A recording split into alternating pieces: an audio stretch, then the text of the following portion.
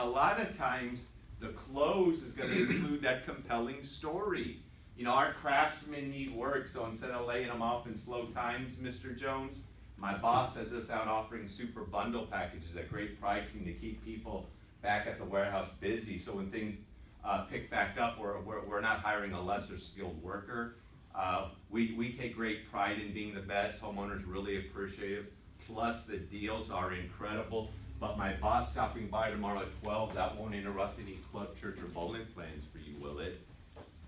And I just say it, one thing, objections lead to rebuttal, that leads to a transition, that leads into setting an appointment. So it's kind of interesting. So remember, this is the wind-up. Here's the question. You can't just say something. It's got to be something followed by a statement. And those are called tie-downs, closes, whatever you want to call them. Here it is. You wind up the prospect with a compelling story. You have, remember when you were a kid, you had a lot of compelling stories. I got friends who do drugs who have tons of compelling stories. I go, dude, you should write all those stories in a book. You're so damn creative. But no, I don't have $50 for you. Right? You wind the prospect up. The prospect always objects because that's what you're trying to get him to do. You respond with a rebuttal. You're going to assume to work. You're going to continue with your pitch. Remember, there's something that a lot of people forget in our business. You got to work for the appointment. You got to work it. It isn't just knocking on the door. Hey, this guy ain't in. I got to work Lee when I'm at Lee's door. I'm working him.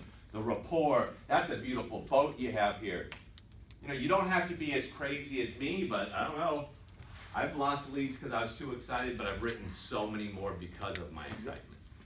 And when I write up people through excitement, I get more sales because those are the people that are impulsive who buy on a whim.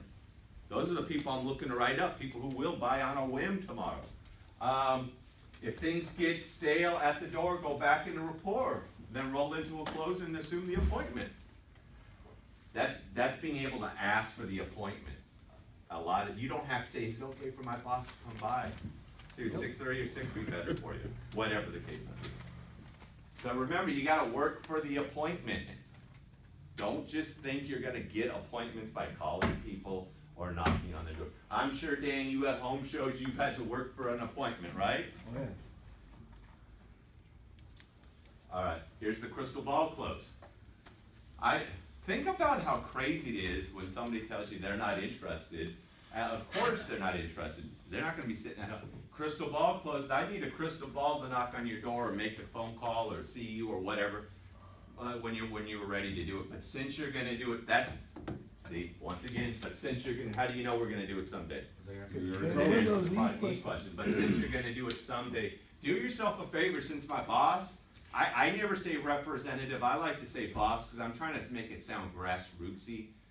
Since my boss is out anyway, ask a lot of questions and get the education, keep an open mind. I think you'd be amazed, but my boss getting by tomorrow at 6:30 won't interrupt any club, church, or bowling plans or nothing like that, will it? And I say that in the form of a statement, not a question.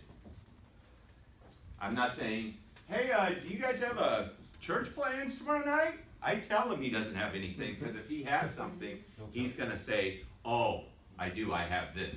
Then I'm going to have to isolate the situation and deal with it. The alternative choice close. I'm not really big on this, but I know other people have great success at it, so I'm not knocking them. We're doing work right around the way, and you said you're going to do it Sunday, so my boss stop by tomorrow. Do you think 5:30 or 6:30 would be better for you? You could probably just do that all day long and write 2 or 3 leads. Hey, my name's Mike. We're doing a roof down the street. My boss wanted to give you an estimate of 2 or 3. You're asking for the order. Prospects will often make a statement after you set the appointment. Handle them accordingly and roll right into a special trip.